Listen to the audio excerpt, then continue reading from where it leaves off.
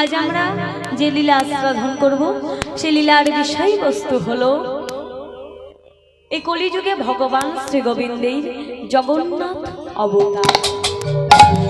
আজ আমরা যে লীলার বিষয়বস্তু আস্বাদন করব তা হলো এই কলিযুগে ভগবান শ্রী গোবিন্দের জগন্নাথ অবতার।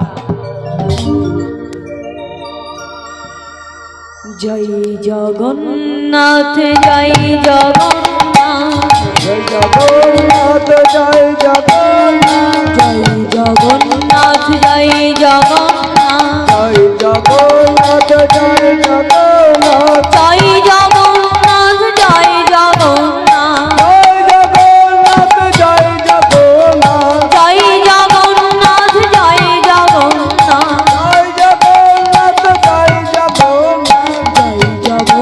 জয় জগন্নাথ জয় জগন্নাথ জয় জগন্নাথ জয় জগন্নাথ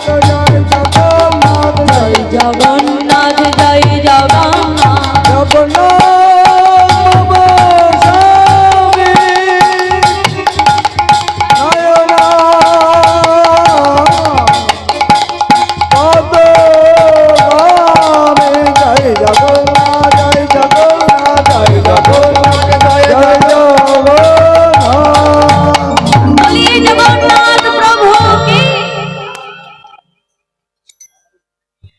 চলুন মা, আজ আমরা লীলাখানি আস্বাদন করব বাবা।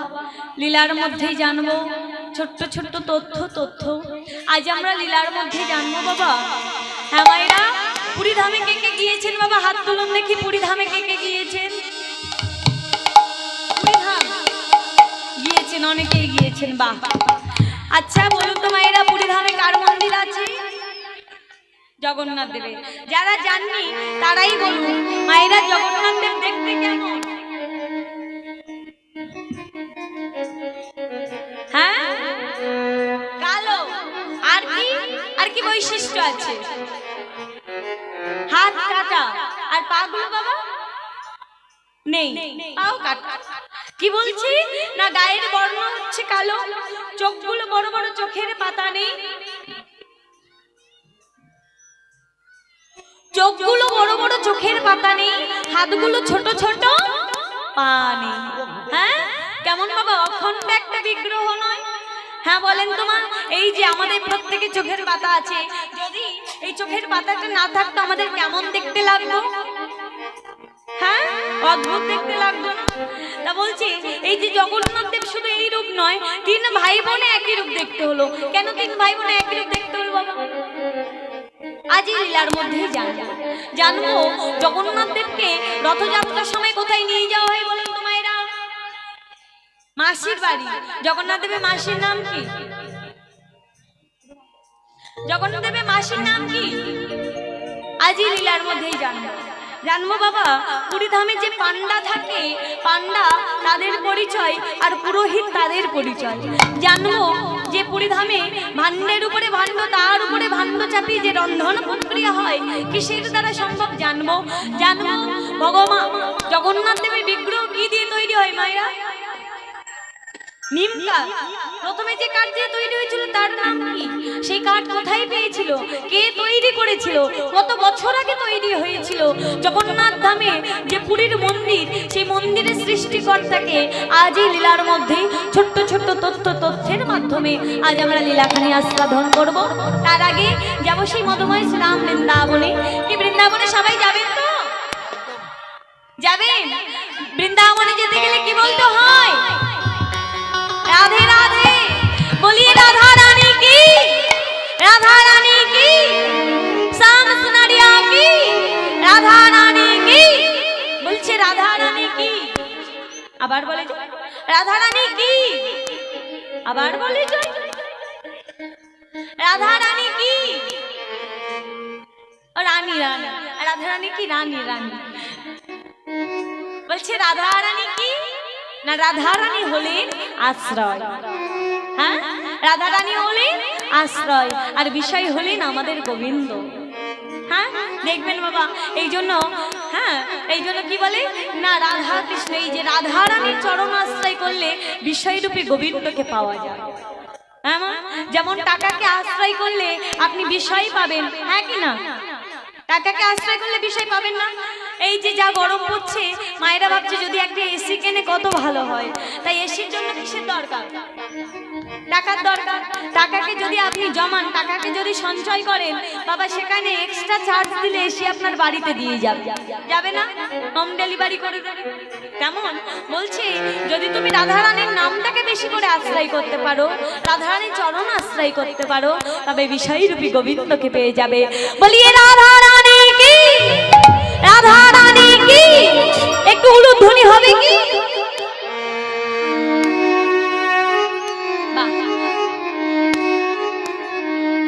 मेरा मन पंछी बोले,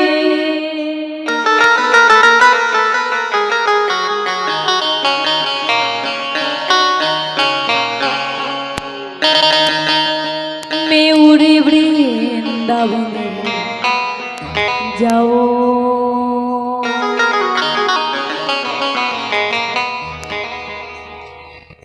ब्रज की लता पता मैं राधे राधे गाओ।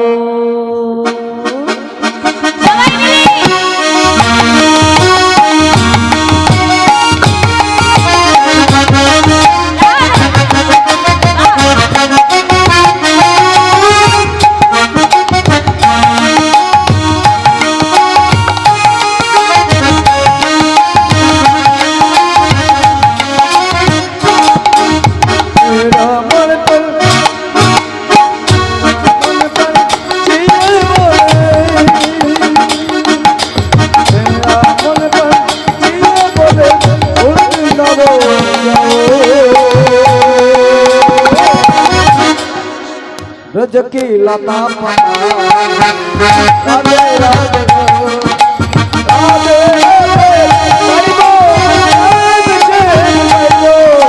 राधे राधे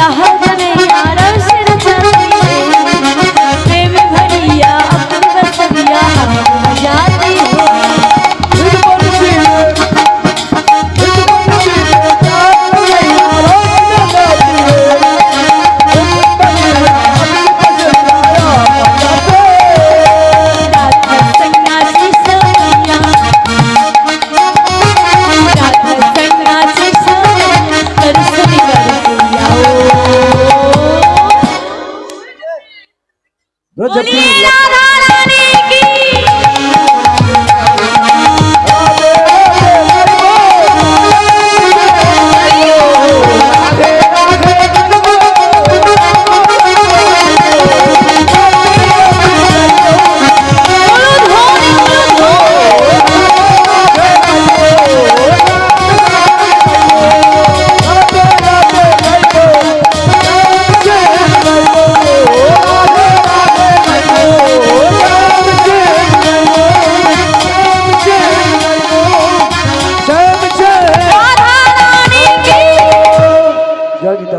জানি তাই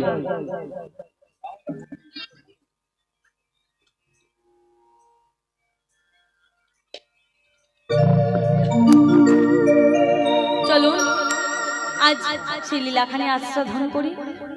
মালবদেশে অবন্তীনগরের রাজা ছিলেন ইন্দ্রদুম্ন। সেই ইন্দ্রদুম্ন রাজা ছিলেন ধর্মপরায়ণ, তিনি ছিলেন ধার্মিক রাজা। তিনি রাজা ছিলেন বাবা, সেই অবন্তীনগরের রাজা। রাজা ছিলেন বটে, কিন্তু রাজা হয়েও মাগো তিনি রাজবসন পরিধান করতেন। রাজা ছিলেন বটে, কিন্তু রাজা হয়েও তিনি রাজভোগ গ্রহণ করতেন না, রাজ পালঙ্কে শয়ন করতেন না, রাজ সিংহাসনে বসতেন না। তিনি সদা সর্বদা ভাবতেন, আমি মানুষ হয়ে জন্ম নিয়েছি, মানুষের কর্ম হলো হরিনাম করা, যজ্ঞ মহোৎসব করা।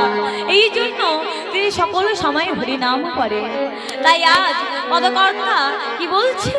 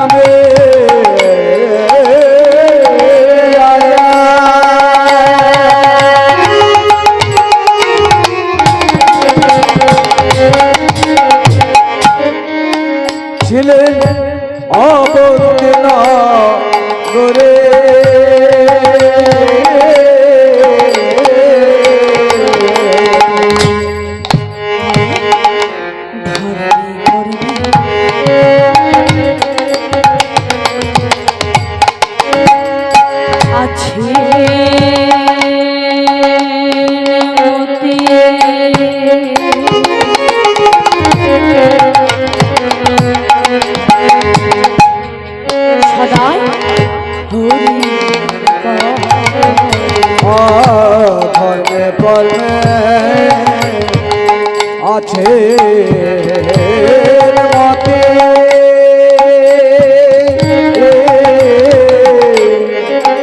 সদাই হরে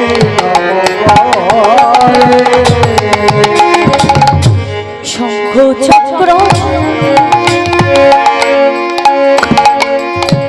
গদা পদ্ম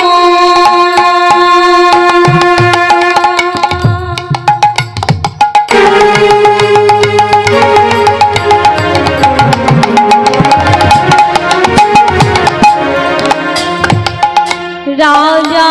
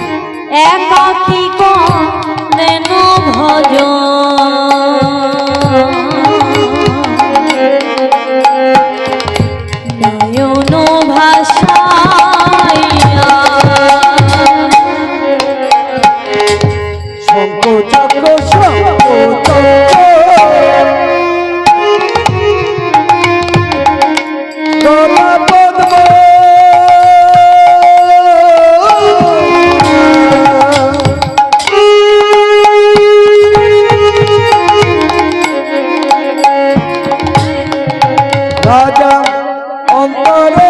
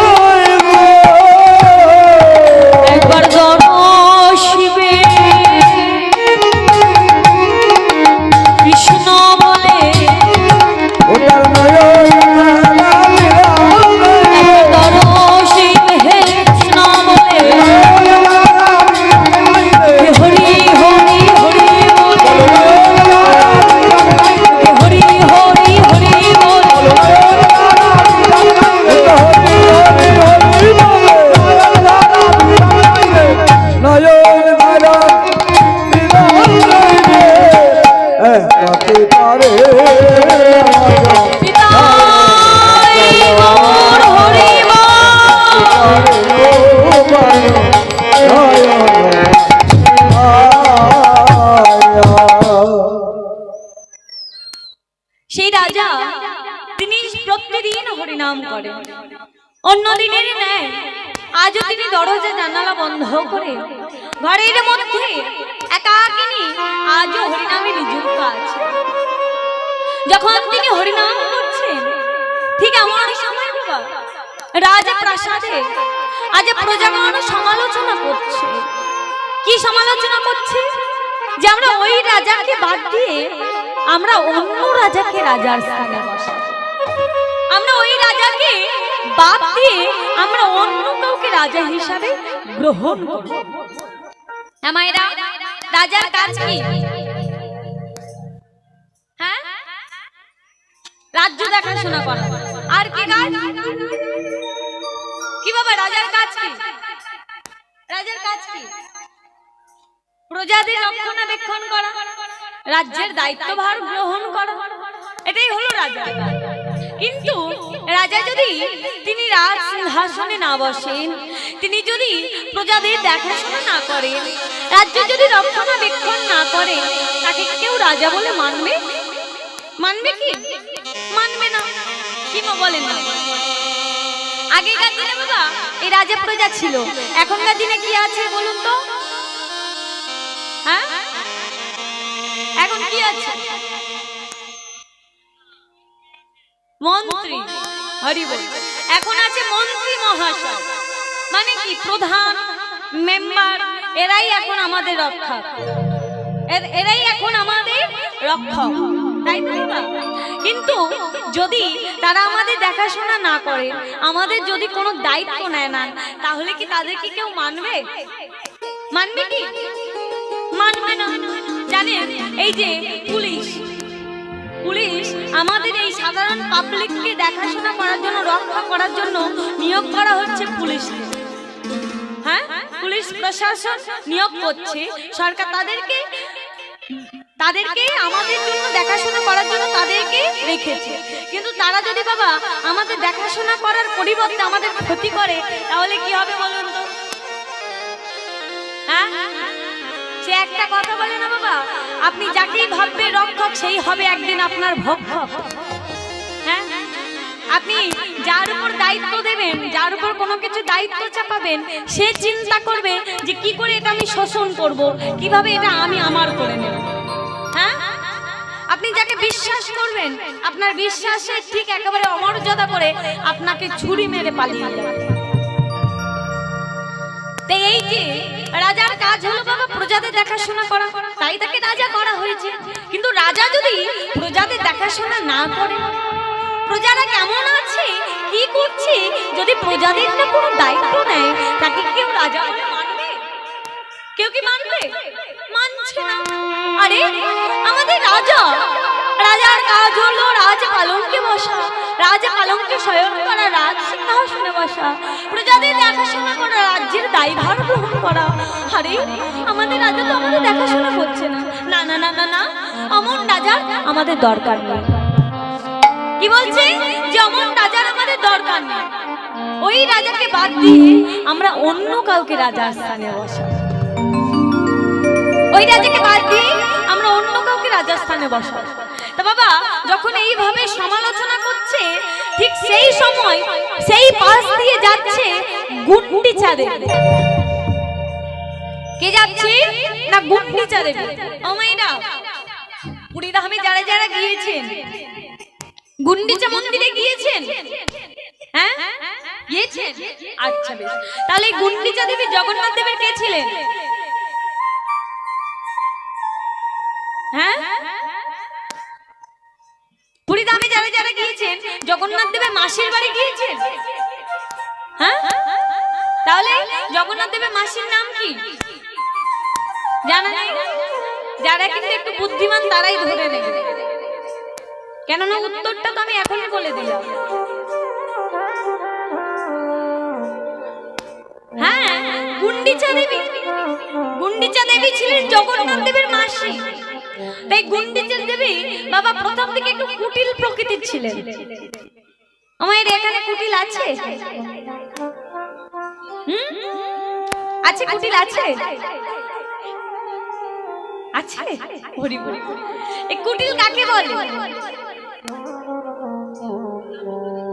যারা কুটিলতা করে, যারা দুষ্ট, যারা খল, এর কথা ওর কাছে মনে অহংকার, নিজেকে ভাবে যে আমি সবার সেরা, আমার থেকে বড় কেউ নেই, আমি ঠিক। হ্যাঁ, নিজের মধ্যে আভিজাত্য বিরাজ করে না। এই গুন্ডিচা দেবী মনের মধ্যে ভাবছেন যে আমি রানী, রানীর মতো থাকবো, পায়ের উপর পা দিয়ে আরাম করবো, আয়েশ করবো, এটাই সবসময় মনের ইচ্ছা। তা রাজাকে যদি রাজ সিংহাসন থেকে তাড়িয়ে দেয়, তা কেউ কি রানীকে রানী বলে মানবে বাবা? মানবে কি? মানবে না। কেননা যদি স্বামী না সম্মান পায়, স্ত্রী সম্মান পাবে না। তাই গুন্ডিচা দেবী কি করেছে না, একেবারে হন্তদন্ত হয়ে প্রবেশ করেছে স্বামীর কক্ষে।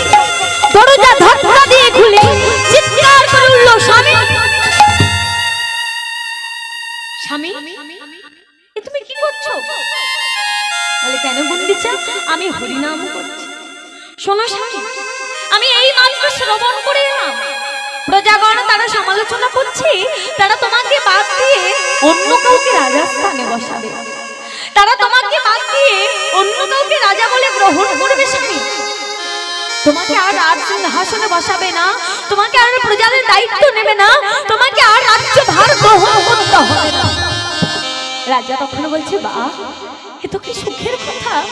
এতদিন আমি ভগবানকে ভালোভাবে ডাকতে পারিনি, এতদিন আমি ভালোভাবে ভগবানের নাম গুণগান গাইতে পারিনি। আজ হতে সকলে সময় হরি নাম করবো, আজ হতে সকলে সময় কৃষ্ণ নাম করবো। এই হরি নাম আমি আর বদন ছাড়া করবো।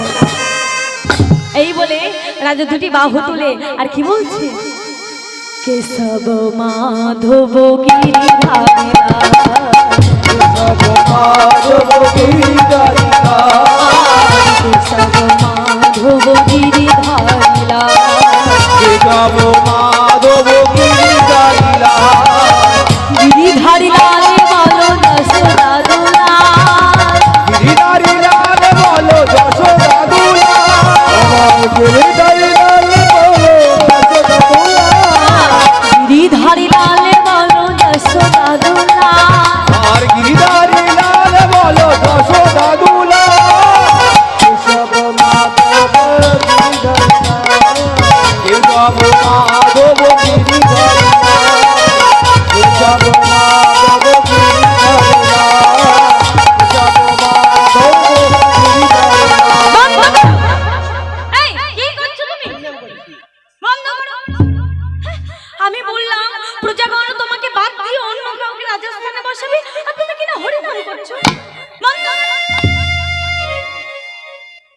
ও বাবা, আজ রানী বলছে যে তোমাকে বাদ দিয়ে অন্য কাউকে রাজস্থানে বসাবে, আর এদিকে রাজা আনন্দে দুটি বাহু তুলে হরিনাম করছে।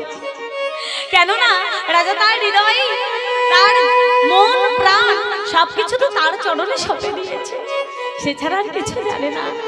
এদিকে যখন রাজা হরিনাম করছে, রানী চিৎকার করে বলল, বন্ধ করো তোমার নাম। শোনো, আমি তোমাকে বলছি, আজ রাতটা তোমার কাছে শেষ রাত, আজ রাতটা তোমার কাছে শেষ রাত, আজ সারা রাত ধরে তুমি হরিনাম করো, আমি তোমাকে বাধা দেব না, কিন্তু আগামী কাল থেকে তোমাকে রাজ সিংহাসনে বসতে হবে, আগামী কাল থেকে তোমাকে প্রজাদের দায়িত্ব নিতে হবে, রাজ্য রক্ষণাবেক্ষণ করতে হবে। হ্যাঁ মা। রাজা বলছে, গুন্ডিচা এ তুমি কি বলছো? তুমি আমার স্ত্রী, মানে তুমি আমার সহধর্মিণী, আমি যা করব তুমি আমার সাথে তাই করবে, আমি যদি হরিনাম করি তুমি আমার সাথে হরিনাম করবে, আমি যদি কৃষ্ণ নাম করি তুমিও আমার সাথে কৃষ্ণ নাম করবে।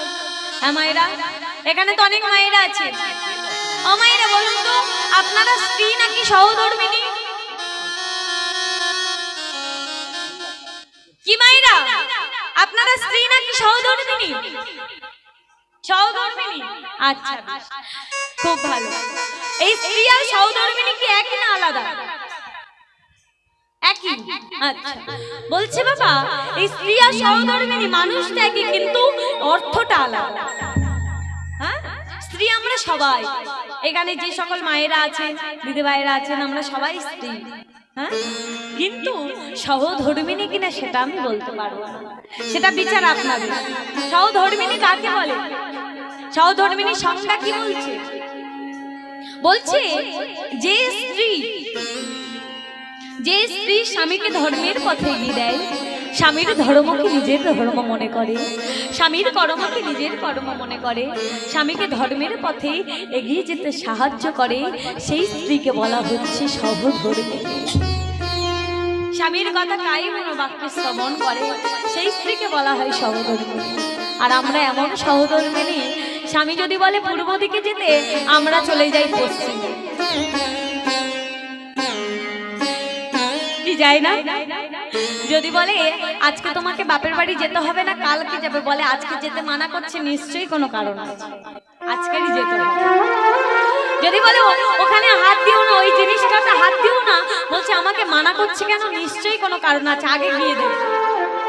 হ্যাঁ, বলে যেটা মানা করি তার উল্টোটা করে, আবার বলে আমি সহধর্মিণী। না বাবা, আমি সহধর্মিণী নয়, আমরা হলাম স্ত্রী, সহধর্মিণী এখনো হতে পারিনি। আজ গুন্ডিচা দেবী স্বামীকে বলছে, স্বামী শোনো, স্বামী আমি তোমাকে বলছি, আগামী কাল থেকে তুমি রাজ সিংহাসনে বসবে, তুমি প্রজাদের দেখাশোনা করবে। এই বলে বাবা গুন্ডিচা দেবী চলে গেলেন। আর এদিকে রাজা দরজায় জানালা বন্ধ করে কেঁদে কেঁদে ভগবানকে বলছে, দয়া তুমি কেমন স্ত্রীকে আমার করে পাঠিয়েছো, যে স্ত্রী আমার কোনো কথা শোনে না, যে স্ত্রী আমার বাক্য লঙ্ঘন করে, আমার বিপরীত, তুমি তাকে আমার স্ত্রী করে পাঠাও। দেখুন মায়েরা, শাস্ত্রে বলছে বাবা, কোন সংসারে যদি একজন স্ত্রী কৃষ্ণ ভক্ত হয় আর তার স্বামী যদি অভক্ত হয়, তবে সেই স্ত্রী পারে তার স্বামীকে ভজনের পথে নিয়ে আসতে, সেই স্ত্রী পারে তার স্বামীকে ভজন পথে করতে। কিন্তু সেই সংসারে যদি স্বামী কৃষ্ণ ভক্ত হয় আর স্ত্রী যদি অভক্ত হয়, তবে সেই স্বামী কোনোদিন তার স্ত্রীকে ভজন পথি করতে পারবে না। কেননা একজন নারী পারে তার পরিবারটাকে কৃষ্ণ ভক্তের পরিবার করে তুলতে, একজন নারী পারে তার পরিবারটাকে কৃষ্ণ ভক্তের পরিবার করে তুলতে, একজন নারী পারে তার সন্তানকে ভজনের পথ ধরাতে। হ্যাঁ মায়েরা, সন্তান ভজনের পথ ধরে, সন্তান ভজন পথে হয় কার জন্য? মায়ের জন্য না বাবার জন্য?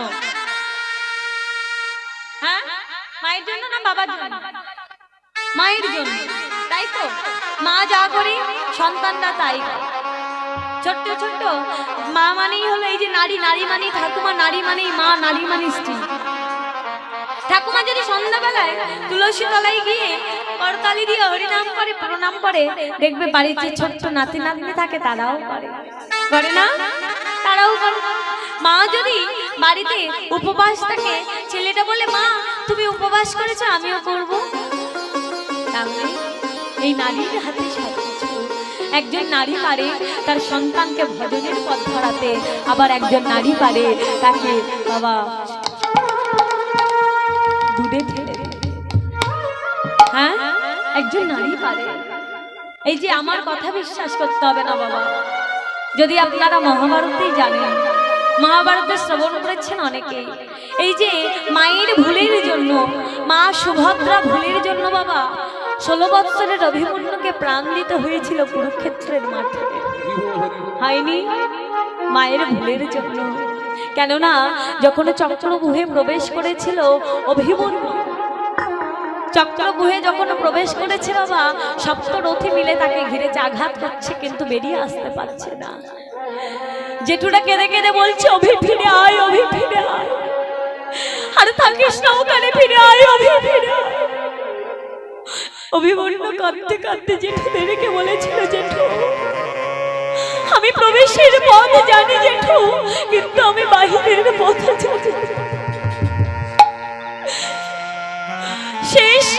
শেষ বাণটা মেরেছিল কর্ণ, কর্ণ শেষ বাণটা মেরে অভিকে বুকের মাঝে জড়িয়ে ধরেছে। তুই আমাকে ক্ষমা করে দে বাবা, আমি তোকে প্রাণে বাঁচাতে পারলাম।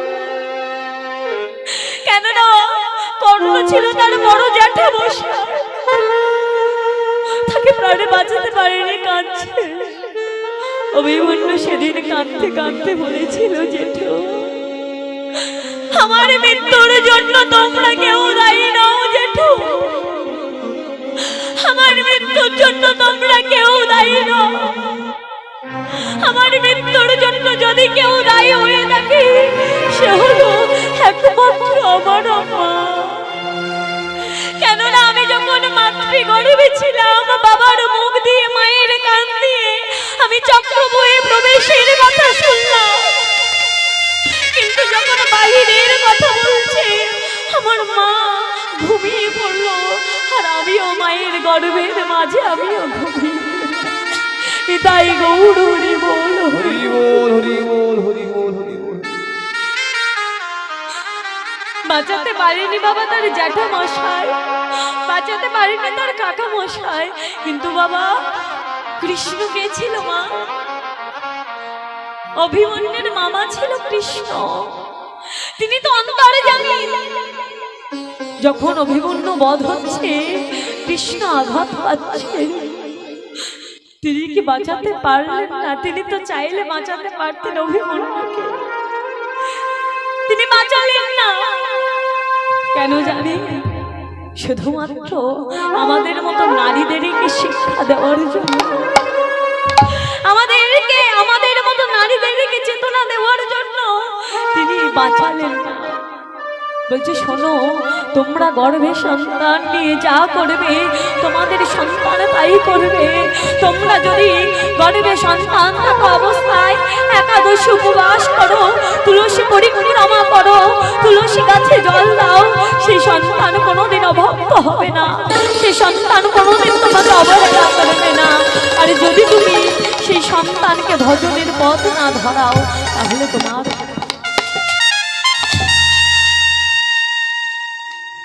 হ্যাঁ মায়েরা, এটা মায়ের ভুলের জন্য সেই 16 বৎসরের অভিমন্যু প্রাণ গেল। আবার বাবা মা কাম কালিকার জন্য, মহাভারতেরই ঘটনা, মা কাম কালিকার জন্য বড়বড়ি সে কৃষ্ণ চরণ পেল। ওই যে বিপরীত দলে নাম লেখাতে বলেছিল, আর কৃষ্ণের সঙ্গে যাত্রা পথে যখন দেখা হয়েছে, যুদ্ধক্ষেত্রে যাওয়ার পথে কৃষ্ণ ছলনা করে বড়বড়িকের মুন্ডু কেটে দিয়েছিল বাবা। হ্যাঁ, মাথা কেটে দিয়েছিল। আর যখন কাটা মুন্ডুটা কেটে দিয়েছে, সেই কাটা মুন্ডু থেকে শুধু কৃষ্ণ কৃষ্ণ আসছে। ভগবান বুঝতে পারলো যে আমার পরম ভক্ত এর মুন্ডুটা নিয়ে কি করবো না, তোমার মুন্ডুটা রাজস্থানে ঘাটু শ্যাম নামে পূজা পাবে। সেই বড়বড়িকের কাটা মুন্ডু বাবা আজও রাজস্থানে ঘাটু শ্যাম নামে পূজা পায়। তাহলে এই মাই তৈরি করে সন্তান, মায়ের জন্য সন্তান ভজনের পথ ধরে, আবার মায়ের ভুলের জন্য সন্তান মৃত্যুর দিকে এগিয়ে যায়। একজন মাই তৈরি করে তার সন্তানকে সুসন্তান। হরি বল। আপনি আপনার সন্তান এখন ছোট আছে, আপনি সন্তানকে সময় দিচ্ছেন না, ছেলেকে সময় দিচ্ছেন না, নিজেকে নিয়ে ব্যস্ত, মোবাইল নিয়ে ব্যস্ত। বাবা, সেই সন্তান বড় হয়ে আপনাকে সময় দেবে? সে তার ব্যস্ততা দেখাবে। আপনি তার সঙ্গে যেমন আচরণ করবে তেমন আচরণ আপনি ফিরে পাবেন। আপনি যদি তাকে ভালোবাসেন, সে সন্তান আপনাকে ভালোবাসবে না, এ হতে পারে না। হরি বল। শুধু ছেলের টিফিন বক্সে টিফিন বানিয়ে দিচ্ছেন, আর ছেলেকে বলছেন, স্কুলে যাচ্ছে ছেলে, টিফিন বক্সে ভালো ভালো টিফিন বানিয়ে দিচ্ছেন, আর বলছেন খোকা কাউকে দিবি না, খোকা তুই একা খাবি। কি মায়েরা বলেন তো, বলেন না? মিথ্যা কথা বলতে নেই হরিবাসা। ছেলে টিফিন বক্সে ভালো ভালো খাবার বানিয়ে দিচ্ছে, আর বলছে শোন বাবা, আজকে তোর পছন্দের খাবার বানিয়েছি, আজকে তোর ফেভারিট জিনিসটা বানিয়েছি, তুই কাউকে দিবি না, তুই এক। মা, ও মা, যে বন্ধুটা আমায় প্রতিদিন দেয় তাকে দেবো না? না না, আজকে তোর ভালো খাবার, তোর পছন্দের খাবার বানিয়েছি, কাউকে দেবো না। প্রতিদিন মা ছেলের কানের কাছে বলে, ছেলে কোনো খাবার খেতে খেতে যদি কাউকে দিতে যায়, মা ডেকে বলে কাউকে দিবি না, তুই একা খা। হরি বল। ওই যে ছোট্টবেলায় থেকে ছেলেটা শিখে গেল যে খাবার কাউকে দিতে নেই, একা খেতে হয়। হ্যাঁ, তাহলে সে বড় হয়ে আপনাকে দেখবে, আপনাকে ভাত দেবে আশা করেন? আপনি তো তাকে দেওয়ার পথ বন্ধ করে দিচ্ছেন। তাকে বলুন, বাড়িতে কোনো খাবার আনলে আপনি সবকিছু তার হাতে তুলে দিচ্ছেন, নে বাবা তুই খা, তুই খেয়ে বেশি থাকলে আমরা না। তার সামনে ভাগ করুন, ভাগ করে নিজের ভাগ থেকে তাকে দিন, তখনও বুঝবে যে মা নিজের ভাগ থেকে আমাকে দিচ্ছে, মানে মা আমাকে বেশি ভালোবাসে। সে বড় হয়ে আপনাকে দেখবে। মা তো ছিল বাবা ভগবতী দেবী। ভগবতী দেবী কে ছিলেন? সাগরের মা। ছেলেকে শিখিয়েছিলেন। মায়ের জন্য একটা শাল কিনে এনে দিয়েছিল সাগর। তখন ভগবতী দেবী বলেছিলেন, শোনো বাবা, তুই আমার জন্য শাল কিনে এনেছিস, কিন্তু আমার মতো গ্রামে অনেক গরিব মা আছে, তুই তাদেরকে অন্তত একটা চাদর কিনে দে।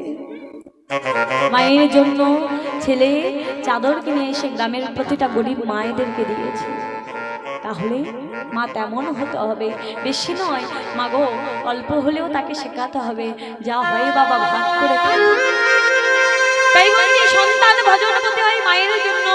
একটা সংসার কৃষ্ণ ভক্তের পরিবার হয় মায়ের জন্য। একটা সংসার বাবা মিলে থাকে একজন মায়ের জন্য। আর মা যদি বাবা গড়বড়ে হয়ে যায়, পুরো সংসারটা নড়বড়ে হয়ে যায়। আজ রাজা কেঁদে কেঁদে ভগবানকে বলছে, দয়াময় দয়াময়, আমি তোমাকে করেছি দয়াময় আমার মনের রাজা, আমি চাই না ওই রাজ সিংহাসন।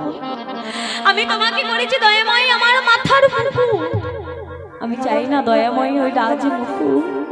আমি তোমার কাছে সোনা দানা টাকা পয়সা কিছু চাই না দয়াময়, আমি শুধু তোমার চরণ দুটি পেতে চাই, আমি শুধু তোমার চরণ তলে পড়ে থাকতে চাই।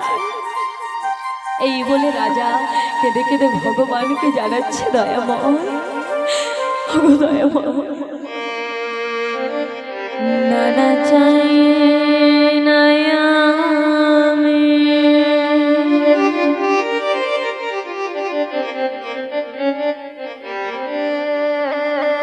সোনা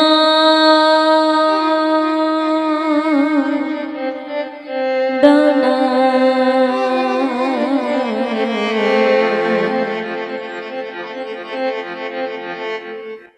রাজ্য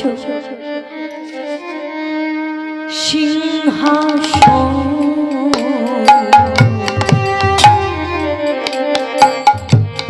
নানা চাই নায়ামে দয়াময় সোনা দানা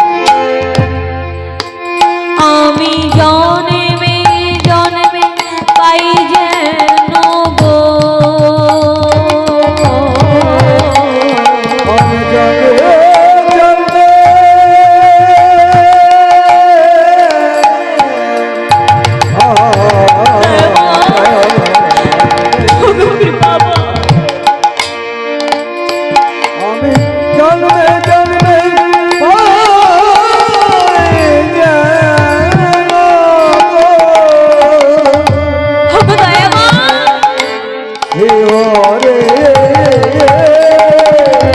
চলো বিদায় গৌর হরি হরি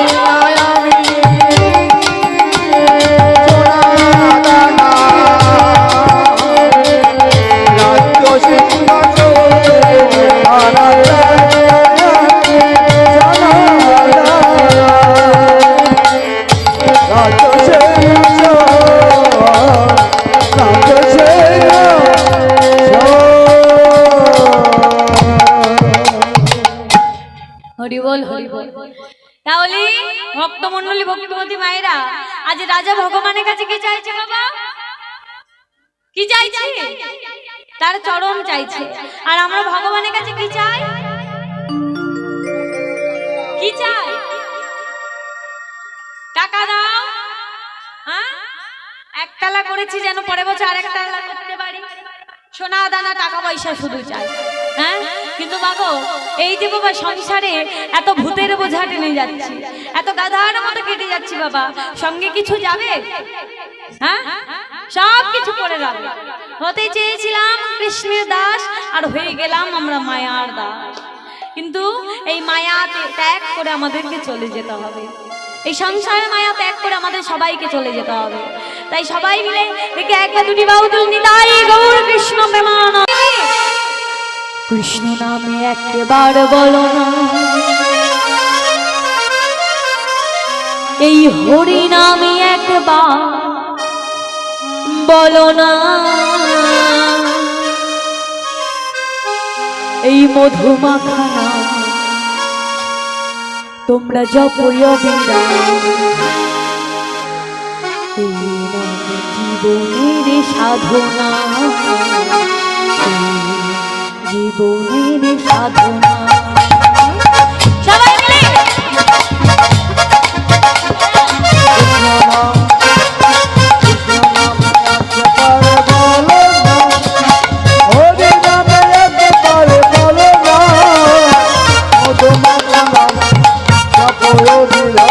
আর মধুমাতা জপয় বিরাম, এই নাম জীবনের সাধনা, এই নাম জীবনের সাধনা।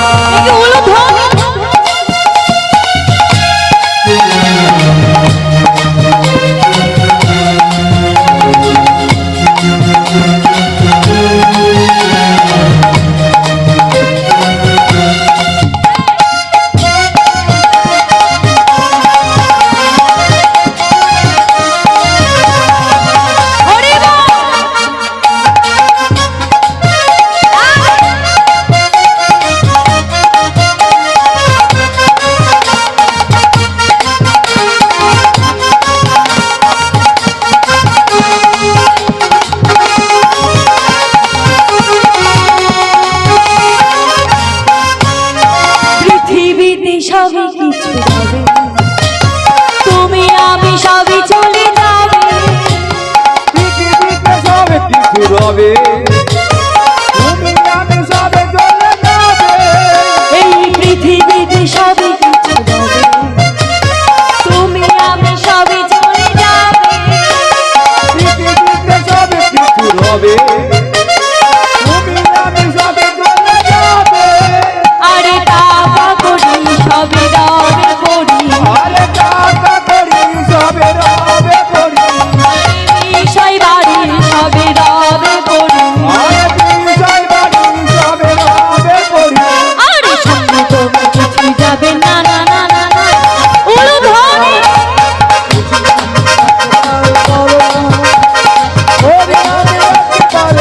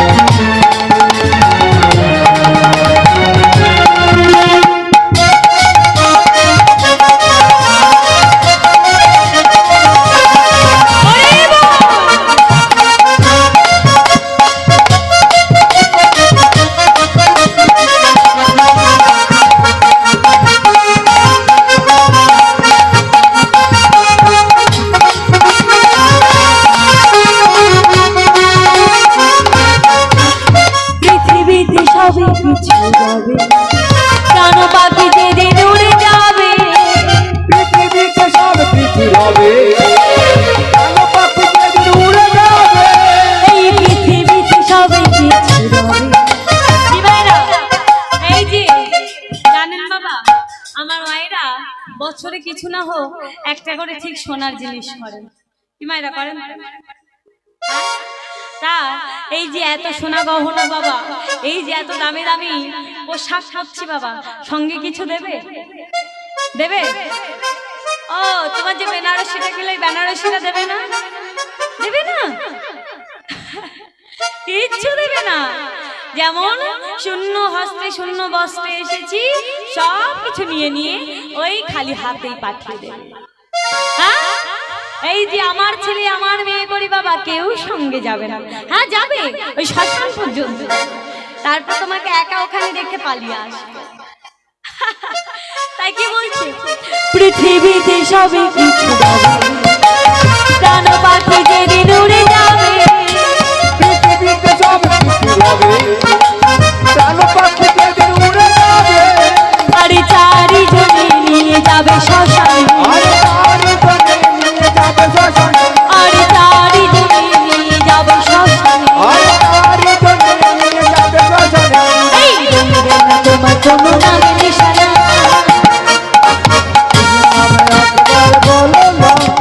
হরি নামে একবার বলো না, আর মধুমাখা জপো বিনো, এই নামে জীবনের সাধনা।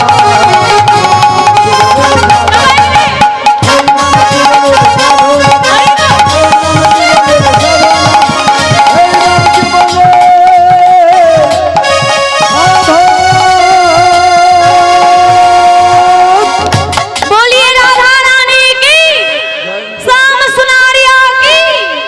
ঘুম ছাড়লো কি? ও ঘুম হয়নি? ছেড়েছে? আচ্ছা বাবা, আচ্ছা। হ্যাঁ তাহলে আচ্ছা আচ্ছা বেশ বেশ, তাহলে সবাই মিলে প্রেম মিশে বলো রাধে রাধে।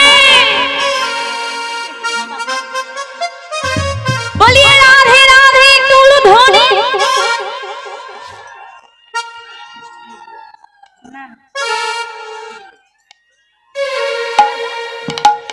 আজকে সবাই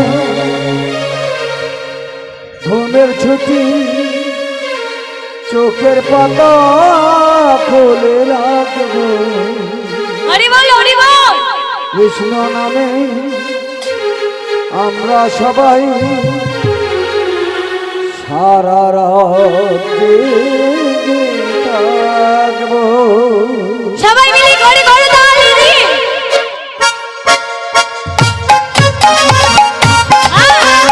হরি বল।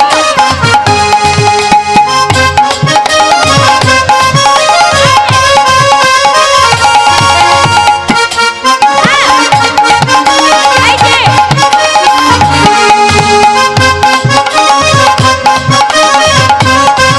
আব্দুলে আজকে সবাই ঘুমের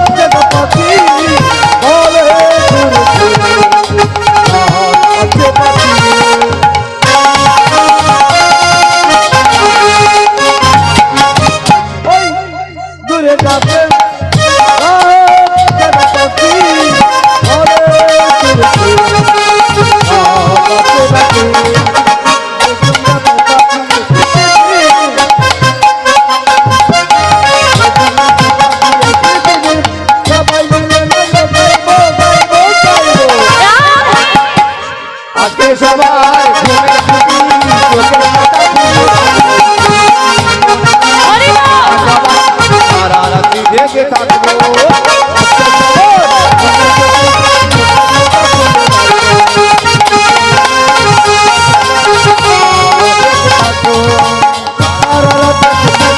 হরি বল। হরি বল। উলুধ্বনি।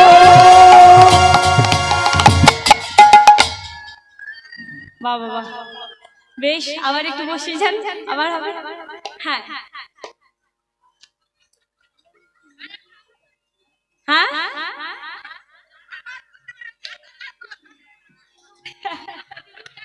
জয় রাধে, বলি রাধা রানী কি, राधा रानी की।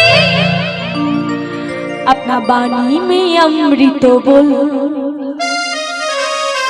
अपना बानी में अमृत बोल रसना राधे राधे बोल रसना राधे राधे बोल।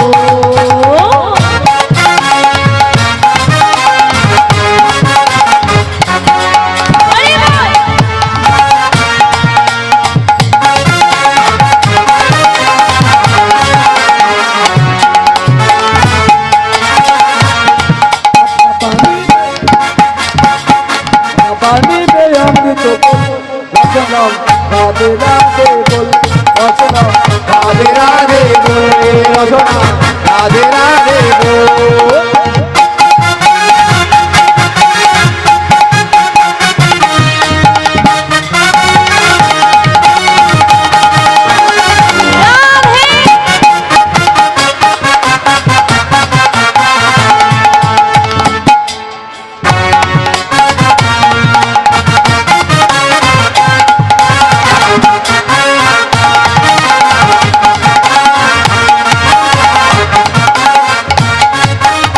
राधा जी बरसाने वाली, राधा जी सुहानी दुलाली,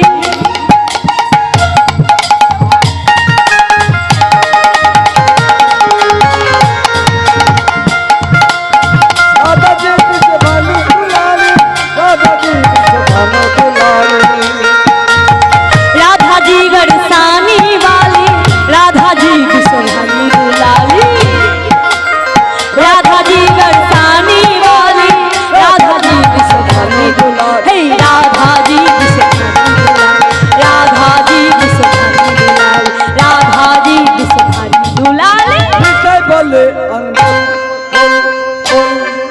अमर गौर बोले राधे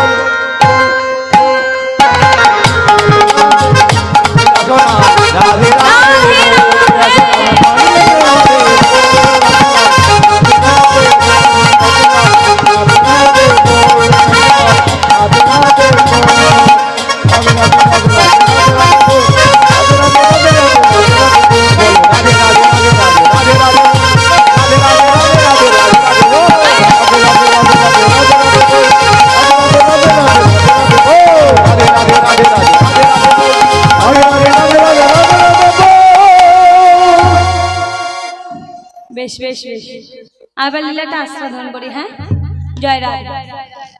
তা আজ তিনি রাজা ইন্দ্রদম্ন দরজা জানালা বন্ধ করে আজ হরিনাম করছেন।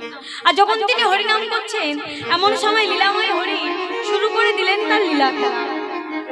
হঠাৎ রাজা সেই গভীর রজনীতে বাবা শুনতে পাচ্ছেন বাঁশির সুর, নপুরের ধ্বনি। কে যেন বাঁশি বাজাতে বাজাতে নপুরের ধ্বনি করতে করতে এগিয়ে যাচ্ছে। রাজা যখন এই শব্দ শুনেছে, রাজা তাড়াতাড়ি বাইরে বেরিয়ে গেছে। বাইরে বেরিয়ে গিয়ে চারিদিকে তন্ন তন্ন করে খুঁজছে, কোথা থেকে আসছে এই বাঁশির শব্দ, কোথা থেকে আসছে নপুরের ধ্বনি। যখন চারিদিকে তিনি খুঁজছেন, নাসিকারে তারা ঘ্রাণে অনুভব করছেন চন্দনের গন্ধ।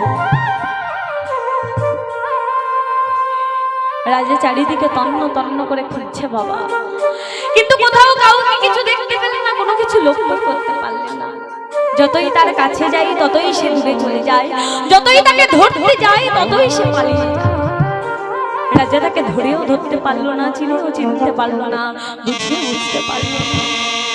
রাজা তাড়াতাড়ি ফিরে এলেন নিজের কক্ষে। আর এদিকে ফিরে এসে রাজবসন পরিধান করছেন, কেননা স্ত্রী গুন্ডিচা বলে গেছে আজকে থেকে রাজ সিংহাসনে বসতে হবে, আজকে থেকে প্রজাদের দেখাশোনা করতে হবে। তাই রাজা কি করছে না, রাজা রাজবসন পরিধান করছে। আর যখন রাজা রাজবসন পরিধান করছে, এমন সময় রাজপ্রাসাদের প্রধান দাঁড়িয়ে এসে বলছে, মহারাজ ইন্দ্রদ্যুম্নের জয় হোক, মহারাজ ইন্দ্রদ্যুম্নের জয় হোক, মহারাজ ইন্দ্রদ্যুম্নের জয় হোক। বাবা বাবা, কি ব্যাপার, কি হয়েছে ওখানে, কি হয়েছে? হ্যাঁ হ্যাঁ তোমাকে বলছি, হ্যাঁ হ্যাঁ তোমাকে বলছি। তা কি হয়েছে, তুমি আমার নামে জয় দিচ্ছ কেন? হ্যাঁ তুমি আমার নামে হঠাৎ জয় ধ্বনি করছ কেন? না না তোমাকে বলছি। আর রাজা সেই দাঁড়িয়ে বলছি, কি ব্যাপার, হঠাৎ তুমি আমার নামে জয় ধ্বনি করছ? বলছে মহারাজ, রাজভবনে একটা ছোট্ট বালক এসেছে, সেই বালক আপনার সাক্ষাৎ প্রার্থী, তাই আপনাকে আমি ডাকতে। বেশ দাঁড়ি, তুমি যাও, আমি আসছি। দাঁড়িকে বিদায় দিয়ে রাজা উপস্থিত হলেন রাজভবন। কুলগুরু রাজার মাথায় পরিয়ে দিলেন স্বর্ণ মুকুট। রাজা যখন স্বর্ণ মুকুট পরে রাজ সিংহাসনে বসতে যাবেন, এমন সময় সেই বাবা ছোট্ট ছেলেটা চিৎকার করে উঠল, দাঁড়ান মহারাজ, দাঁড়ান দাঁড়ান। বলছি বালক, কে তুমি? বালক, কেন তুমি এইভাবে তর্জন গর্জন করছো, কি তোমার মনের অভিপ্রায়? বলছে মহারাজ, আমি আপনার কাছে দুটো প্রশ্নের উত্তর জানতে চাই, উত্তর পেলেই আমি চলে যাব। দুটো প্রশ্নের উত্তর জানতে চাই, হ্যাঁ দুটো প্রশ্নের উত্তর দিলে চলে যাব। বলছে বেশ বালক, বলো তোমার কি প্রশ্ন?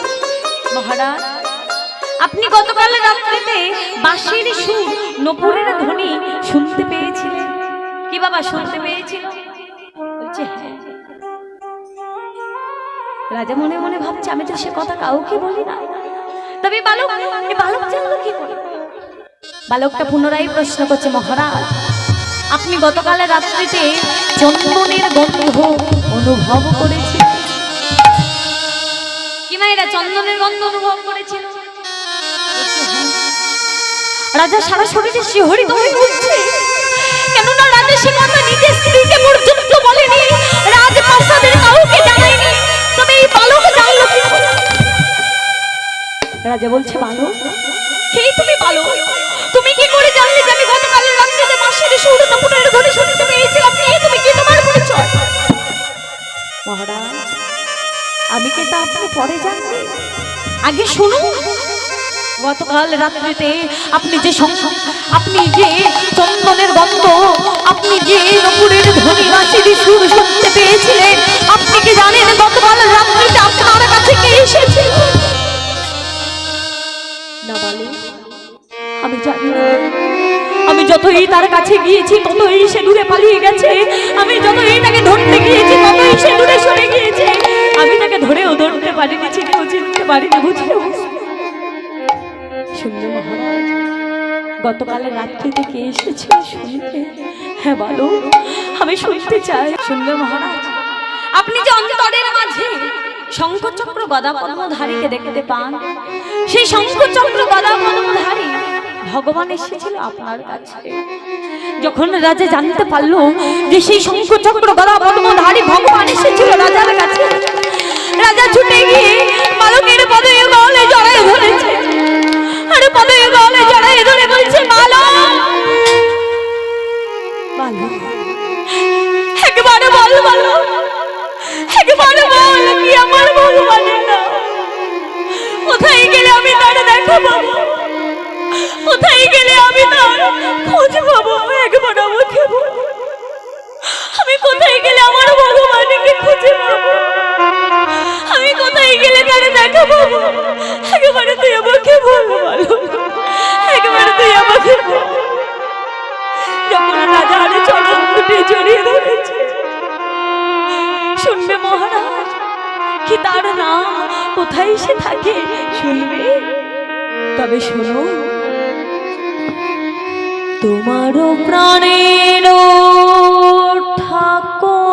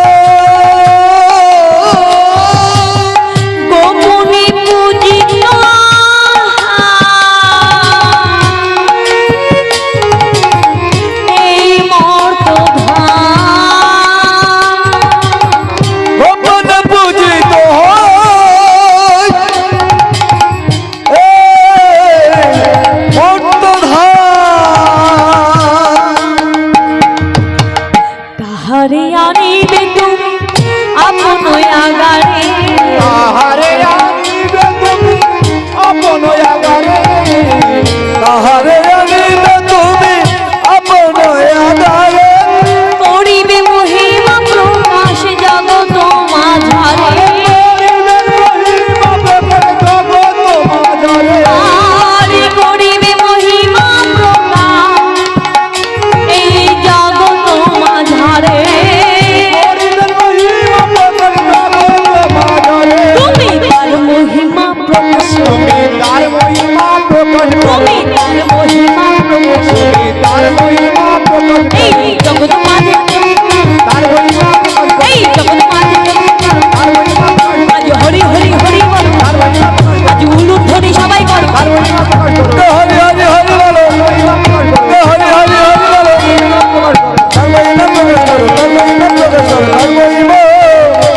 প্রকাশ করো মায়েরা রাজার অন্তরের মাঝে ভগবানের নাম কি? হ্যাঁ, রাজার অন্তরের মাঝে ভগবানের নাম কি হলো? হ্যাঁ, নীল মাধব। রাজা যখন জানতে পারলো তার অন্তরের মাঝে গোপনে পূজিত ভগবানের নাম নীল মাধব, রাজা কি করছে না, রাজা তাড়াতাড়ি আজকে ব্রাহ্মণগণকে ডাকলে, শোনো ব্রাহ্মণগণ, আমার অন্তরের মাঝে গোপনে পূজিত ভগবান নীল মাধব এই জগৎ মাঝে এক সবর জাতির কাছে পূজা গ্রহণ করছে, তাকে উদ্ধার করে নিয়ে এসো। যেই তাকে উদ্ধার করে নিয়ে আসবে তাকে আমি 100 স্বর্ণ মুদ্রা দেবা। আমি যাব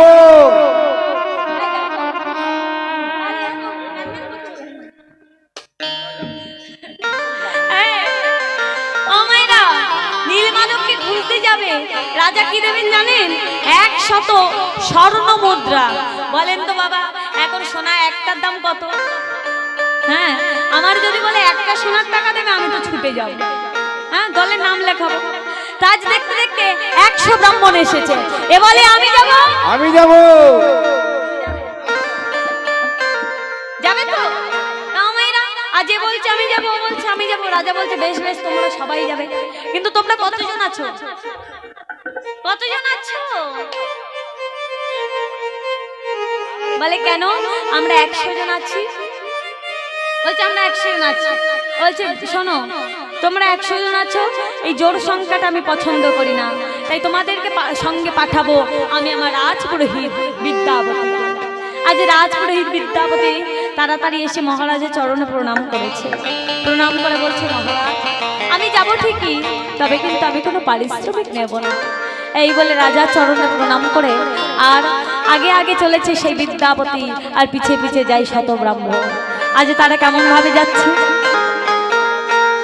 আজ শ্রী হরি শ্রী হরি বলি আরে আরে শুভ যাত্রা হইল, শ্রী হরি বলে শুভ যাত্রা হইল, শ্রী হরি বলে শুভ যাত্রা হইল, শুভ যাত্রা হইল গো।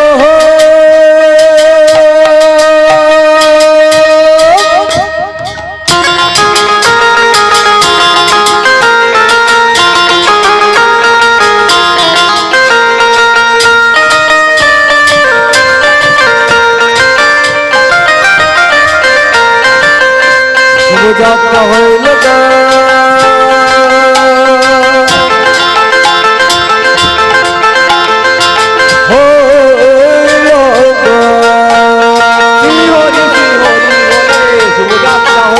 আবার নানা দেশন করে তারা ঘুরিতে লাগলো, আবার নানা দেশন করে তারা ঘুরিতে লাগলো, নানা দেশ ভ্রমণ করে মাধব লাগিয়া, ভ্রমণ করে মাধব লাগিয়া, আবার নীল মাধব না পাইলো আইলো ফিরিয়া, নীল মাধব না পাইয়া আইলো ফিরিয়া, আবার নীল মাধব না পাইলো আইলো ফিরিয়া, আবার নীল মাধব না পাইয়া আইলো ফিরিয়া। সন্ধান মেলে না, সন্ধান মেলে না, সন্ধান মেলে না, সন্ধান মেলে না, আরে যার লাগি কাঁদে, এই যার লাগি কাঁদে,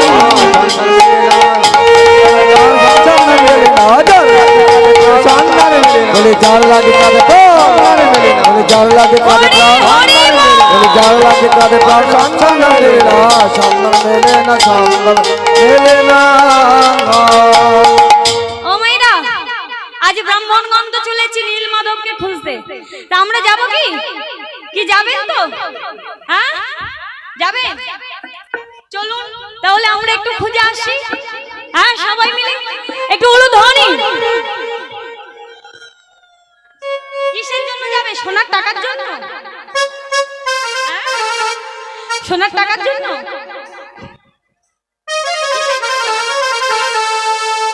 রাজা তো দেবে সোনার টাকা, আমি দিতে পারবো না। হ্যাঁ আমরা শুধু আনন্দই দিতে পারবো, সবাই মিলে আনন্দ করতে করতে যাবো। ওরে রাখালে রাজা বলে দে না বল বল কোথায় বৃন্দাবন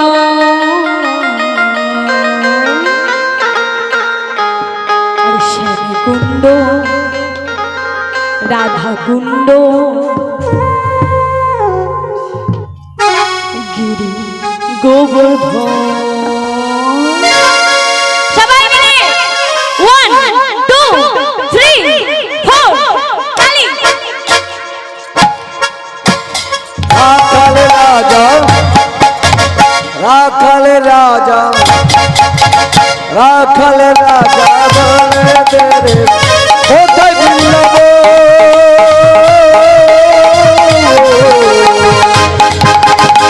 রামকুণ্ড রাধা কুণ্ড গিরি গোবর্ধন রামকুণ্ড রাধা কুণ্ড গিরি গোবর্ধন সবাই মিলে হাত তুলে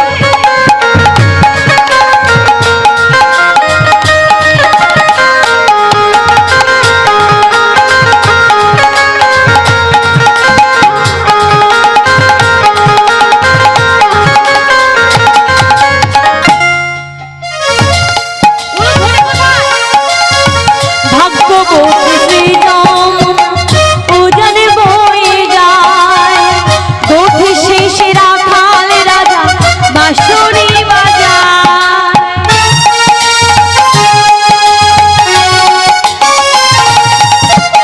ভগবতী শ্রী যমুনা যমুনা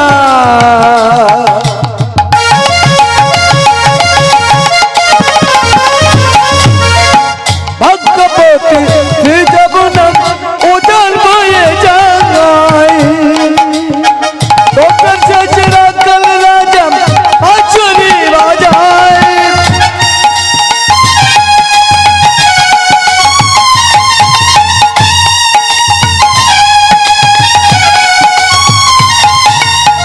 ভাগ্যবতী সৃজন উজান বয়ে যায় দধি শেষে রাখাল রাজা বাঁশরি বাজায় ভগবতী শ্রী যমুনা উজান বয়ে যায় কোটার শেষে রাখাল রাজা বাঁশরি বাজায় বাঁশরি বাজায় গো সখী বাঁশরি বাজায়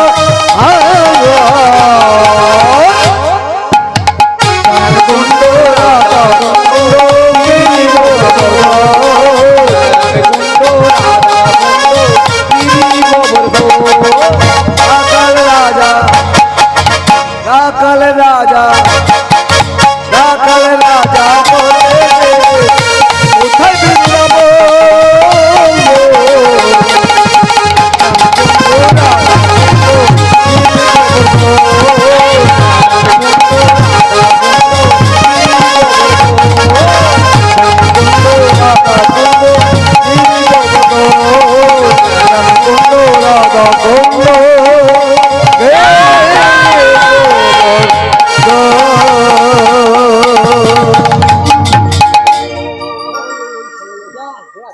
রামায়ণা আজ তারা উপস্থিত হল নীলগিরি পর্বতের পাদদেশে। আজ তারা নীলমাধবকে খুঁজতে খুঁজতে উপস্থিত হলো গভীর অরণ্যে।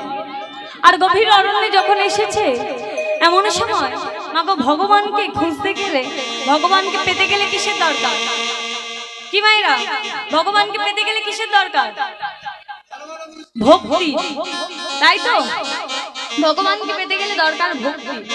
কিন্তু ব্রাহ্মণগণ আজ লোভে পড়ে ভগবানকে খুঁজতে গেছে। কিন্তু বাবা কথাই বলে লোভে পাপ আর পাপে মৃত্যু, আর পাপ ছাড়ে না তার বাপকে। আজ ব্রাহ্মণগণ যখন লোভে পড়ে খুঁজতে এসেছে, ভগবান মনে মনে বা চলে বেড়া, তোরা লোভে পড়ে আমাকে খুঁজতে এসেছিস। এই বলে ভগবান সেই গভীর অরণ্যে সৃষ্টি করলেন ঝড় বৃষ্টি। সেই ঝড় বৃষ্টির ভয়ে লোভী ব্রাহ্মণগণ ছুটতে ছুটতে পালিয়ে, সেই ঝড় বৃষ্টি বজ্রাঘাতে ভয়ে। আর এদিকে বিদ্যাপতি সেই গভীর অরণ্যে, গভীর জঙ্গলে ভগবানকে ডাকছে, দয়াময়। সবাই চলে গিয়েছে কিন্তু বিদ্যাপতি যায়। বিদ্যাপতি একটা বৃক্ষ তলদেশে একটা গাছের গোড়াকে আঁক করে ধরে, শক্ত করে আঁক করে ধরে বসে আছে। দয়াময়, আমি তোমাকে না নিয়ে যাব না, আমি তোমাকে না নিয়ে এখান থেকে যাব না।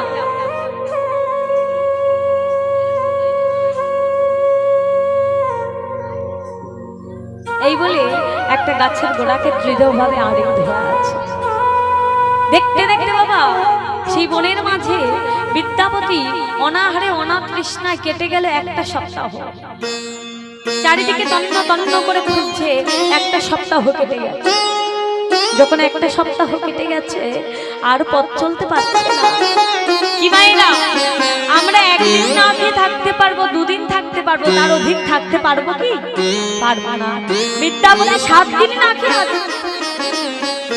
ভগবানকে খুঁজছে, পাচ্ছে না। এমন সময় একটা বৃক্ষ তলদেশে বসে পড়েছে, পরে ভগবানকে জানাচ্ছে, দয়াময় দেখা দাও, দয়াময় দেখা দাও। কথাই বলে যে করে আমার আশ, বাবা শাস্ত্রে বলছে যে করে আমার আশ আমি করি তার সর্বনাশ, তথাপি না ছাড়ে পাশ আমি হই তার দাসী। আজ ভগবান তার ভক্তকে বারে বারে পরীক্ষা করছে, উত্তীর্ণ হচ্ছে। ভগবান তাকে সাহারা দিলেন। হঠাৎ বিদ্যাপতি নয়ন মেলে দেখতে পেল অধূরে মিটমিট করে আলো জ্বলছে। বিদ্যাপতি সেই আলো লক্ষ্য করে উপস্থিত হয়েছে মা একটা কুড়ে ঘরের সম্মুখে। দেখছি সেটা একটা গ্রাম বাবা। সেই গ্রামে একটা কুড়ে ঘরের সম্মুখে দাঁড়িয়ে আছে। আর সেই কুড়ে ঘরের সম্মুখে আছে একটা তুলসী বৃক্ষ, আর সেই তুলসী তলায় এক যুবতী কন্যা সন্ধ্যা প্রদীপ দেখাচ্ছে। বিদ্যাপতি গিয়ে সেই যুবতী কন্যাকে জিজ্ঞাসা করছে, কে তুমি? কে তুমি? আহা কি সুন্দর দেখতে, কি কে তুমি, কি তোমার নাম? বলছে আমি হলাম, আমার নাম হলো ললিতা। আমি সবর রাজ বীরসা বসুর কন্যার নাম হলো ললিতা। কিন্তু আপনি কে? আপনি আমার বাড়িতে এসে আমাকে জিজ্ঞাসা করছেন আমি? বলছে আমি হলাম বাবা। এদিকে বিদ্যাপতি সে শুনেছিল যে তার রাজার ভগবান অর্থাৎ নীলমাধব এক সবর জাতির কাছে পূজা গ্রহণ করছে। তাই বিদ্যাপতি ওইদিকে 2 2 4 হয়ে গেল বাবা। সেই সবর আর এই সবর সে বুঝতে পারলো, সে তাই তার পরিচয় গোপন করলো। শোনো, আমার নাম হলো বিদ্যাপতি, আমি রাজপুরোহিত বিদ্যাপতি, পথব্রজে পথহারি আশ্রয় প্রার্থী। যখন দুজনাই কথোপকথন করছে এমন সময় ললিতার পিতা বীরসা অবশ্যই এসে বলছে, এই ললিতা, ললিতা, হে ললিতা, তুই কার সাথে কথা বলছিস? বাবা এই দেখো বাবা, আমাদের বাড়িতে এক ব্রাহ্মণ এসেছে, সেই ব্রাহ্মণের সাথে। শোন মা, কোন তীর্থযাত্রী তীর্থ ভ্রমণ করে জানা পূর্ণ অর্জন করে, তার পদসেবা করলে তার অধিক পূর্ণ মেলে। তুই বিদ্যাপতির পদসেবা কর, পদসেবা কর। আজ ললিতা বিদ্যাপতিকে ঘরে নিয়ে গিয়ে পদসেবা করলো, আহারের ব্যবস্থা করলো, আর তাকে শয়ন করালো। আজ যখন শয়ন করেছে বিদ্যাপতি চরণে সেবা করছে ললিতা। দেখতে দেখতে গভীর রজনী হয়ে গেল। গভীর রজনীতে এক পুরুষ কণ্ঠস্বর কে যেন ললিতাকে ডাকছে, ললিতা, ললিতা। কে ললিতাকে ললিতা ললিতা বলে বাইরে গিয়ে দেখতে পেল ললিতার পিতা ললিতাকে বাবা মৃদু মৃদু স্বরে ডাকছে। ললিতার পিতা ললিতাকে ফিস ফিস করে ডাকছে। ললিতা, এই ললিতা, কিরে মা, অধিক অধিক সময় পেরিয়ে যাচ্ছে। এই মা, আমাকে আমাকে পূজার সামগ্রী দে, আমাকে আমাকে পূজার সামগ্রী দে মা, আমি পূজায় যাব। আমার আমার গোপনে পূজিত ভগবান নীলমাধব আমার জন্য অপেক্ষা করছে। দে দে মা, আমাকে পূজার সামগ্রী দে। চমকে উঠল বৃন্দাবনী, একই আমি যে নীলমাধবের সন্তান করছি, সেই নীলমাধব এই সবর রাজবীর বসুর কাছে পূজা গ্রহণ করছে। না, আমি তার সন্তান পেতে চাই, আমি তাকে দেখতে চাই, আমি তাকে দেখতে চাই, দেখতে চাই, দেখতে চাই। পরের দিন সকালবেলা বিদ্যাপতি ছলনার আশ্রয় নিল। ছলনার আশ্রয় নিল মা। কি? বিদ্যাপতি ললিতাকে বিদায় বেলায় বলছে, ললিতা, এই ললিতা, আমাকে বিদায় দাও ললিতা। ও মায়েরা, যখন ললিতার কাছে বিদায় চাইছে, ললিতার বদনখানি হয়ে গেছে বিষণ্ণ। কেননা ব্রাহ্মণ যুবক, সুঠাম গঠন, সুশ্রী চেহারা, ললিতা পছন্দ, ললিতা প্রেমে পড়ে গেছে। আর বিদ্যাপতি তা বুঝতে পেরেছে। বুঝতে পেরে বলছে, ললিতা শোনো ললিতা, ছলনা করছে বাবা। বলছে, শোনো ললিতা, আমি তোমাকে বিবাহ করতে চাই, তুমি কি আমাকে বিবাহ করবে? ললিতা তো রাজি, কিন্তু এই যে বাবার অনুমতির প্রয়োজন। ললিতা বলে, হ্যাঁ আমি রাজি, কিন্তু আমার বাবার অনুমতির প্রয়োজন। সেই সময় ললিতা ছুটতে ছুটতে গিয়ে তার বাবাকে বলছে, বাবা, ও বাবা, ও বাবা, ও বাবা, আমি বিয়ে করব। কি রে মা, তুই কাকে বিয়ে করবি? ও বাবা, আমি বিয়ে করব। কাকে? বাবা, আমাদের বাড়িতে যে ব্রাহ্মণ আছে না, ওই ব্রাহ্মণকেই আমি। ললিতা, এই ললিতা, তোর কি মাথা খারাপ হয়ে গেছে? আমরা হলাম জাতিতে সবল, আমরা হলো জাতিতে ব্রাহ্মণ। না না না, আমরা হলো উঁচু জাত, আমি হলাম নিচু জাত। এই বিবাহ করলে তুই সুখী হবে না। না বাবা, আমি বিয়ে করব, আমি বিয়ে করব। মামা বিরসা বসে বলছি, ললিতা, আমরা জাতিতে নিচু, ওরা জাতিতে ব্রাহ্মণ মানে উঁচু, বিবাহ করলে তুই সুখী হবে। ললিতা বারে বারে বলছে, না বাবা, আমি বিয়ে করব। ললিতার পিতা বলছে, বেশ, তোর সুখের জন্য আমি ওই ব্রাহ্মণের সাথেই তোর বিবাহ দেব। একটা শুভ দিন দেখে ললিতা বিবাহ দিচ্ছে বিদ্যাপতির সাথে। আজ চারিদিকে বিবাহের রব। অতি আনন্দের সহিত ললিতার বিদ্যাপতির বিবাহ সমাপ্ত হলো। ও মায়েরা, বিবাহের পরের দিন কি গো, কি মায়েরা, এই যে গল্পের আড্ডা বসেছে দেখো। কি মায়েরা, বিবাহের পরের দিন কি? কাল রাত্রি। আর তারপরের দিন হলো সজ্জা। আজ ললিতা বিছানার উপরে বসে আছে। বিদ্যাপতি তাকে গিয়ে দিয়েছে মাগো একটা গজমতির হার। আর গজমতির হার দিয়ে বলছে, ললিতা, ললিতা, তুমি আমাকে কিছু দেবে না? কি গো, তুমি আমাকে কিছু দেবে না? বলছে, স্বামী, আমরা তো খুব গরিব, আপনাকে দেওয়ার মতো আমার কাছে কিছু নেই। বিদ্যাপতি বলছে, শোনো ললিতা, আমি তোমার কাছে একটা জিনিস চাই, আর কিছু চাই না। দেবে? বলে, বলো স্বামী, তুমি কি চাও? শোনো ললিতা, তোমার পিতা যে গোপনে নীল মাধবের পূজা করে, আমি সে নীল মাধবকে দেখতে চাই। চমকে উঠল ললিতা, দেখি আমার পিতা যে গোপনে নীল মাধবের পূজা করে, সেটা আমি আর আমার পিতা ছাড়া কেউ জানে না, তবে আপনি জানেন কি? ললিতা, আমি জানি, আমি সেদিন রাত্রিতে তোমার আর তোমার পিতার গোপন কথা শুনে নিয়েছিলাম, তাই তোমাকে বিবাহ করেছি। আমার ঘরে এক স্ত্রী আছে যার নাম হলো মাধবী, তুমি হলে আমার দ্বিতীয় স্ত্রী। ও মায়েরা, কোন মেয়ে যদি বিবাহের পরে জানতে পারে তার স্বামীর আরেকটা বিয়ে আছে, মাগো, তার অবস্থা কেমন হবে? ললিতা ছুটতে ছুটতে গিয়ে তার বাবাকে সকল কথা জানালো।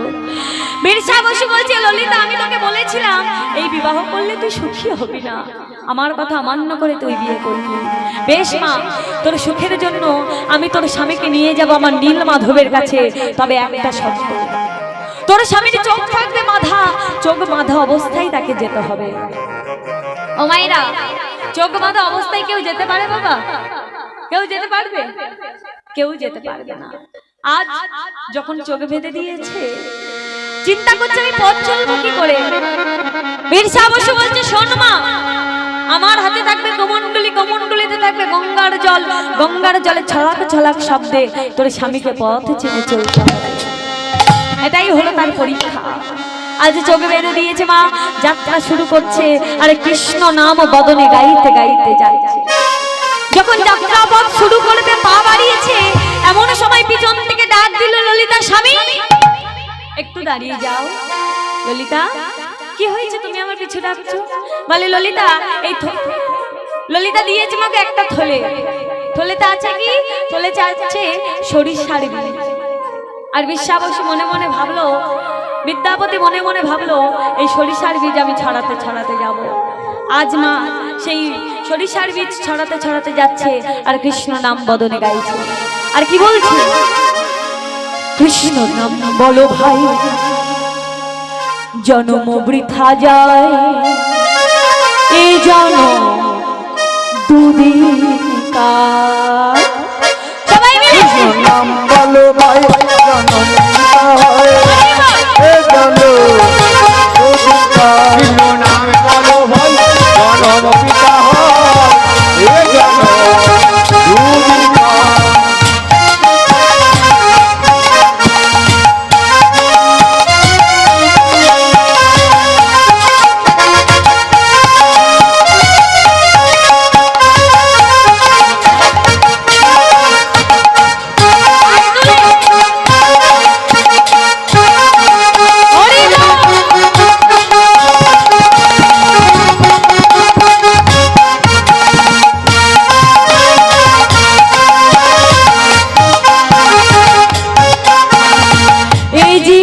कागज का टुकड़ो हो, जीवन का कागज का टुकड़ो, ये जीवन का कागज का टुकड़ो हो, जीवन का कागज का टुकड़ो। हवा में भেসে যায়, বাতাস উড়ে যায়, এই জানা दूध का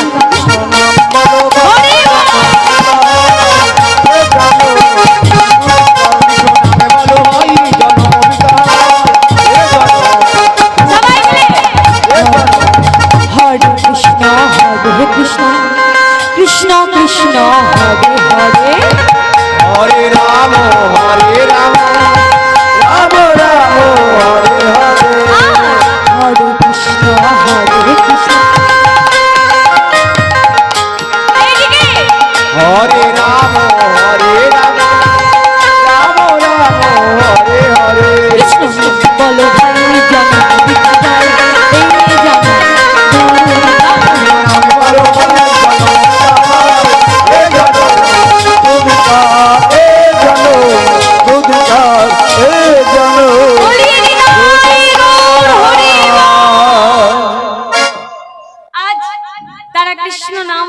গাইতে গাইতে উপস্থিত হলো মা নীলগিরি পর্বতের পাদদেশে। আর নীলগিরি পর্বতের পাদদেশে গিয়ে চোখের বন্ধন খুলে দিল। যখন চোখের বন্ধন খুলে দিয়েছে, দেখতে পেল সেই চারিদিকে পাহাড় পর্বত বেষ্টিত, আর সেই পাহাড় পর্বতের মাঝখানে দাঁড়িয়ে আছে নীলমাধব। বীরসা বসু পূজায় বসলো, আর বিদ্যাপতিকে ভগবান পদ থেকে পৌঁছে দিল রাজভবনে। বিদ্যাপতি রাজার কাছে গিয়ে সকল কথা জানালো। বিদ্যাপতি রাজার কাছে গিয়ে সকল কথা জানালো, এবং রাজা তার অনুচরণগণ, তার ভক্তগণ, প্রজাদেরকে নিয়ে বেশ কিছুদিন পরে চলেছে সেই নীলমাধবকে উদ্ধার করতে। আর কেমন ভাবে যাচ্ছে? সেই সরিষার চিহ্ন আর চরণের চিহ্ন ধরে চলেছে। আর কেমন ভাবে? চরণের চিহ্ন ধরে রাজার সঙ্গে করে, চরণের চিহ্ন ধরে রাজার সঙ্গে করে, চরণের চিহ্ন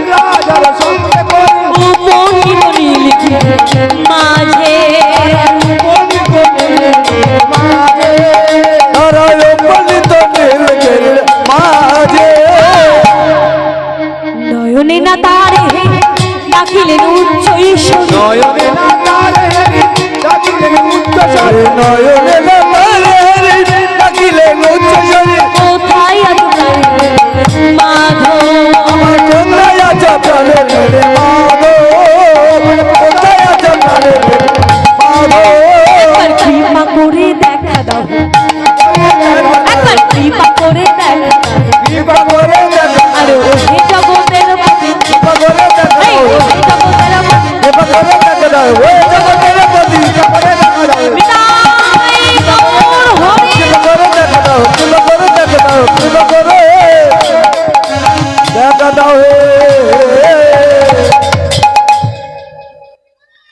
আজ মা উপস্থিত হলো সেই নীলগিরি পর্বতের পাদদেশে।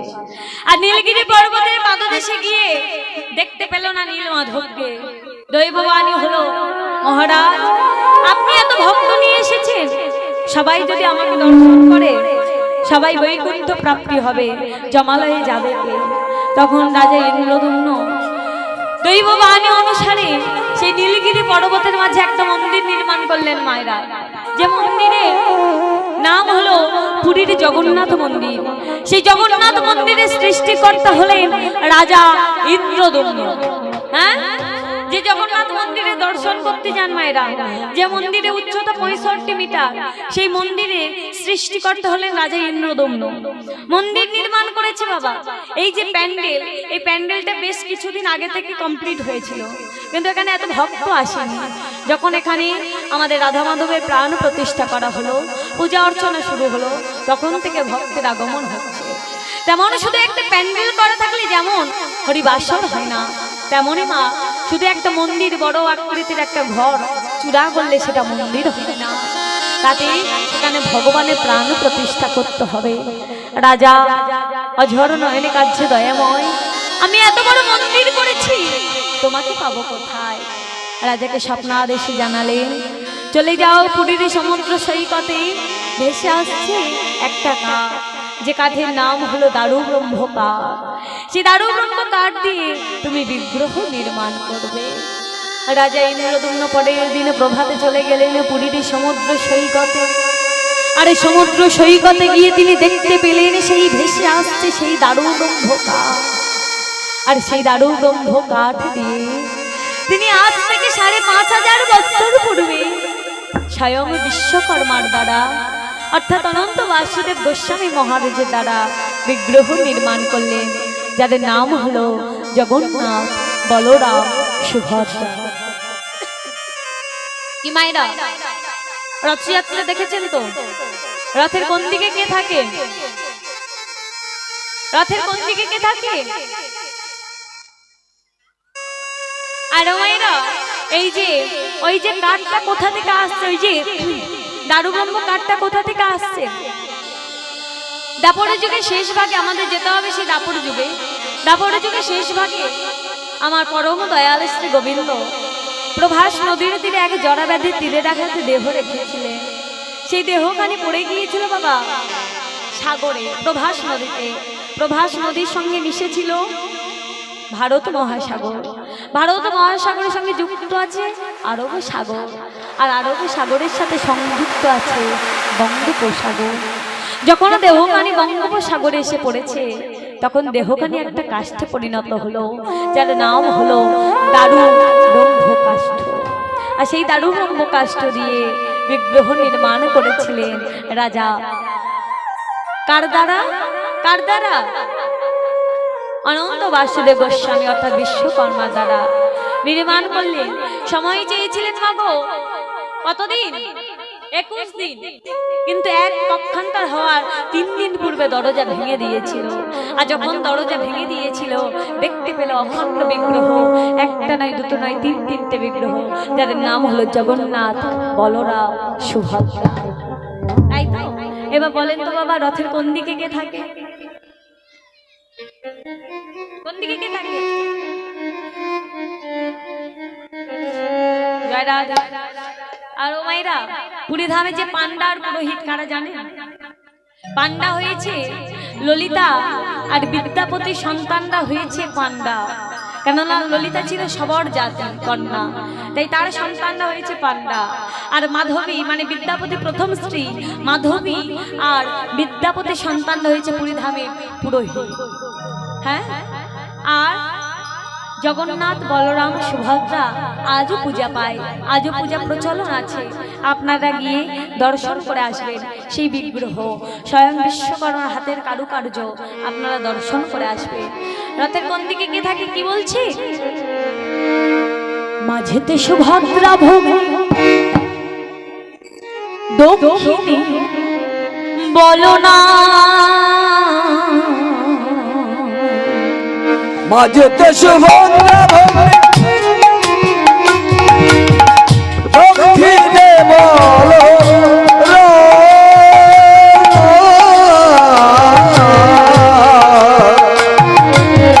মাঝেতে সুভদ্রা ভোগে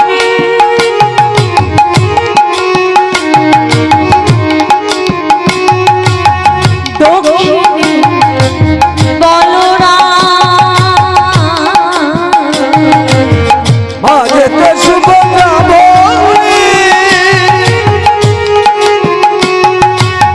দক্ষিণে বলো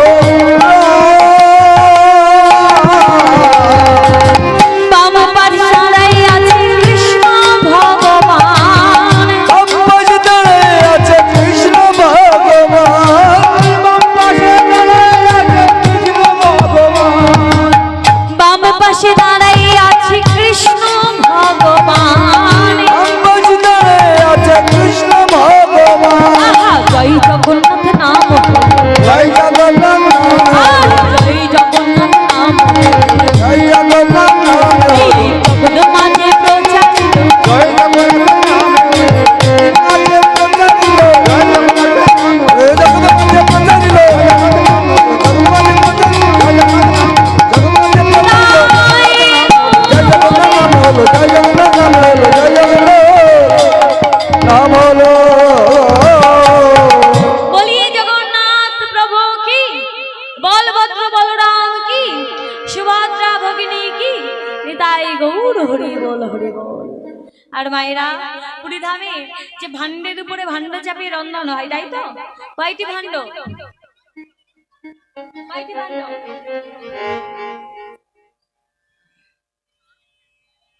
সাতটি। হ্যাঁ, হরি বল। সাতটি ভান্ড চাপিয়ে রন্ধন হয়, জানেন মায়েরা? এটা কিসের দ্বারা সম্ভব? ওখানে প্রথম রন্ধন করেছিলেন আমাদের রুক্মিণী দেবী, আর রুক্মিণী দেবী হলেন মাতা লক্ষ্মীর আরেক রূপ। তারই করুণাতে রন্ধন এখনোই হয়, এখনো সম্ভব, এখনো সেইভাবে সেই প্রক্রিয়ার দ্বারা রন্ধন হয়। নিচের ভাণ্ডে জ্বালানি দেয়, কিন্তু প্রথম ভোগ তৈরি হয় উপরের ভাণ্ডে, কেননা ওটা আমাদের মাতা লক্ষ্মীর কৃপাবিহীন সম্ভব হলো। আজও সেই বিগ্রহ আছে, আজও সেই নিয়ম চালু আছে। আপনারা যাবেন, দর্শন করে আসবেন সেই বিগ্রহ। হরি বল। এইখানে আমি এই কলিযুগের সেই ভগবান আমাদের কৃষ্ণচন্দ্র, সেই মাগো আমাদের গৌর হরি আজ জগন্নাথ ধামে সেই গরু স্তম্ভের উপর হাত দিয়ে তিনি লীলা স্মরণ করলেন, আর সেই লীলা আমি বর্ণনা করলাম। অনেক ভুল ত্রুটি হয়তো হয়ে আছে, মা নিজের সন্তান মনে করে ভুল ত্রুটি মার্জনা করবেন। এইখানে আমি কলিযুগে ভগবান শ্রী গোবিন্দের জগন্নাথ অবতার লীলাটি সমাপ্ত করলাম। জয় রাধে, নিতাই গৌর কৃষ্ণ প্রেমানন্দ হরি বল। হরি বল, হরি বল।